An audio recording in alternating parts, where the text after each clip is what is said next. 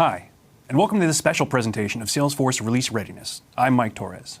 Sometimes we have just too much great content to be able to fit everything in the small live windows that we have available to us. Summer 16 is one of those instances. We hope you enjoy this bonus content. But before we pass you off to the product team, there is one point that we do need to hit on, and that is Salesforce's forward-looking statement slide. Now, if you're unfamiliar with this slide, it urges Salesforce customers to base purchasing decisions only on currently available functionality. Simple as that. So without any further ado for me, let's get to meet our product team and into the presentations. Hello, my name is Liz Nguyen, and I'm here to talk about all the exciting things we're delivering in operational reports and dashboards. So I'm excited to show you everything that we're delivering for dashboards and reports on the operational side, as well in Lightning, as well as in the Salesforce One app. And then for all you admins out there, you'll be excited to hear about some changes, some new features we're going to expose in the SOCL API as well. So we'll talk about that. So first, let me just show you some of the things that we're delivering in the Lightning experience for dashboards and reports on your desktop. So we're going to hop into a demo? So we're going to hop into a demo here. So I'm logged into Lightning right now, and I'm looking at a list of dashboards that I have available. And as soon as I click in to view one, you'll see that it loads up. Actually, it loaded up pretty fast, and you didn't really notice this, but in the Summer 16 release, we're actually trying to improve this performance so there's more progressive loading of the dashboard components on this page. And you should notice that in the Summer 16 release, a lot of people are going to really like this. These table charts, also known as leaderboards, are now supported to be shown in Lightning. We have additional chart types that you're used to seeing in Classic that are now available here. So you'll see your scatter charts and your funnels and your combo charts. We also have cumulative line charts that are now supported right here in Lightning.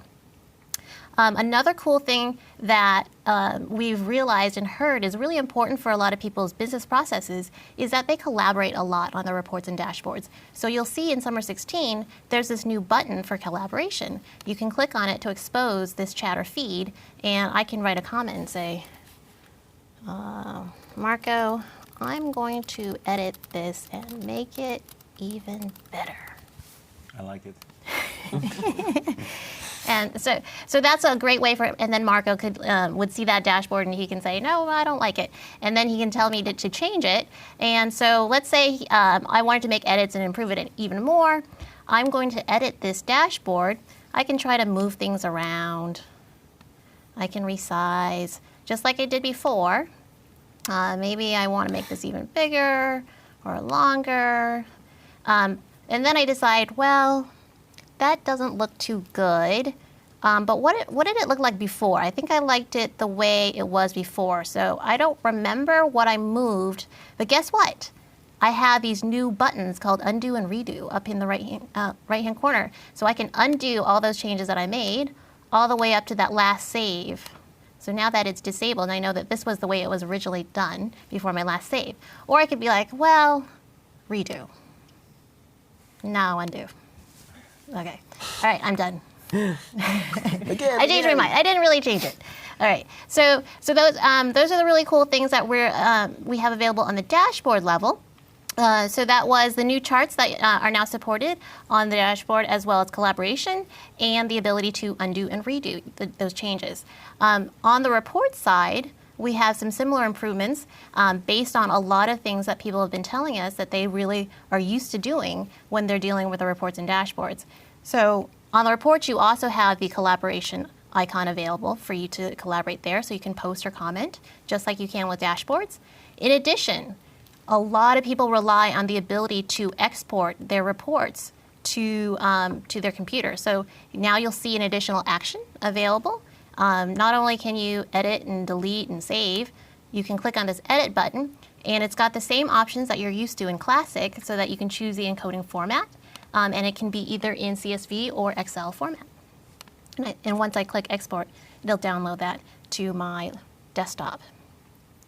Another cool thing with the reports is that we now support some actions that you Salesforce One users might recognize. It's called interactive filtering. So you see this chart here that's displayed for my report. It's got a lot of different bars, it's got a lot of different cool colors, and I can hover over and see all the different details for each of these areas, but my report still shows all the records that are represented in this chart. But if I want to zero in on a certain area, let's say what's this red area?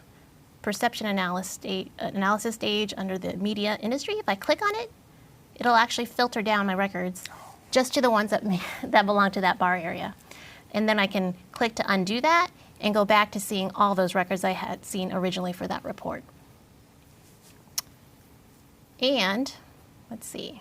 So this is actually a good segue to show you that we're trying to show more consistent experience for a more consistent experience for viewing your charts between Lightning and the Salesforce One experience on your mobile device. So with that, I think it would really make sense for me to show you what charts like these would look like in your Salesforce One app. So I'm going to switch over so that you can see the tablet here. Yeah. So Liz, as you're switching over to the tablet, I mean, are the charts tied to Lightning?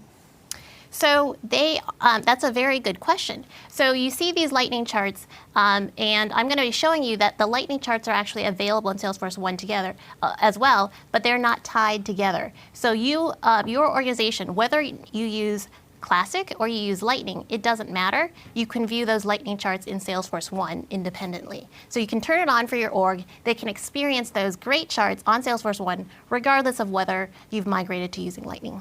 Great. Awesome. So here, you should see on my tablet device, I'm logged into the Salesforce One app, and I'm viewing one of my dashboards that has, as you'll see, the same types of charts that you saw earlier with the Lightning dashboards, which are your table charts with your leaderboard. You have scatter charts, combo charts, your funnels. And another thing you might notice is that we've done what we call auto-sizing the charts. So certain charts like this one that's called pipeline by type, it's only got 2 bars, but they've been stretched out so that you can see them more easily, they're more readable. But then this line chart right here, it's got a lot of different data points, and they've been scrunched so that you can kind of see an overall trend for the line chart, but I can tap on it, and then it'll stretch out to be a little bit more readable, and I can scroll across to see more info on each area of the chart. So that's a cool thing just to improve the usability here on the app. And as usual, you can always tap in to a particular chart, view certain details, or click on the upper right-hand corner to go to the detail page and see row level, the report rows that are associated with that. And you can do the interactions that you could before. And I always love to go to the chart switcher here in the corner and say, I don't like that they just showed it as a funnel, but I like to see it as a donut or some other chart type. And also do the interactive filtering that you saw is available in Lightning as well. And so, and you'll notice that I'm showing this to you on my iPad. This is also a new new support that we're allowing in the Summer 16 release. In the Spring 16, these new charts were available only on the phone, but now they're available on the tablet as well. And remember, this is something that you have to go in to set up and turn on for your org. Please go ahead and do that because by default you'll have your older charts, but you can go into setup and turn on these new charts specifically for Salesforce One. And then there's one last thing I wanted to talk to you guys about, which I hinted at earlier. I'm going to switch back to my laptop here to talk to you guys about that. A lot of admins had been coming to us and say, hey, you know, we love working with dashboards and reports. We love them so much that we've created a lot of them. And we've been using Salesforce for so many years that we've created thousands of dashboards and reports. And guess what? We don't use them all still. We might keep creating new ones, but we have to get rid of the older ones just to keep it a little bit more, to maintain it a little bit better. And so one of the things that are kind of an obstacle to maintaining that is being able to delete and know which ones you can delete. So if you're deleting certain reports, you can't really delete a report if it's being used by a dashboard. And so that's where people are like, well, how do I find out what dashboards are using these reports? Well, here in Summer 16, I'm going to show you here on the laptop. I'm logged into Workbench just so I can run some SQL queries, but anywhere you can run a SQL query, you can get these same results. So here I've run a SQL query to say, hey, what are some of the reports that I have in my system? I have a lot listed here. And let's say I think that I want to delete the one that's called the Sales Leaderboard Report. But first, let's go find out if it's being used by any dashboards before I try to delete it. So now I can do this query on the dashboard component just to see if the report is being used in any dashboards. So I can say, hey, select the ID, the name, and the dashboard ID of any dashboard component where they are referencing this report ID. I'm going to paste that in there.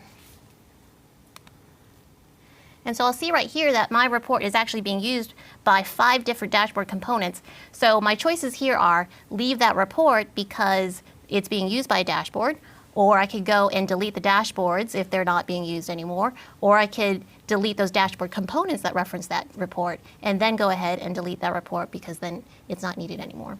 So this is definitely a big ask from our admins. So it'll be available in summer 16, and I hope that should really improve your business processes a lot going forward. Absolutely. You showed a lot of stuff that I think customers are going to love in there. It may seem small, but that undo and redo button, it's just so key because it gives our customers a chance to be that artist who's sort of weighing their work as they're laying out their dashboards. We preach to them that real estate is important in creating dashboards. Yeah. So this gives them the opportunity to toggle between views and see what really looks like it tells a better story for them. So I love that piece. So something that I've noticed is, we bring a lot of the chart types over from Classic and updating them for Lightning. Yes. Now, is that a trend that we see that's going to continue?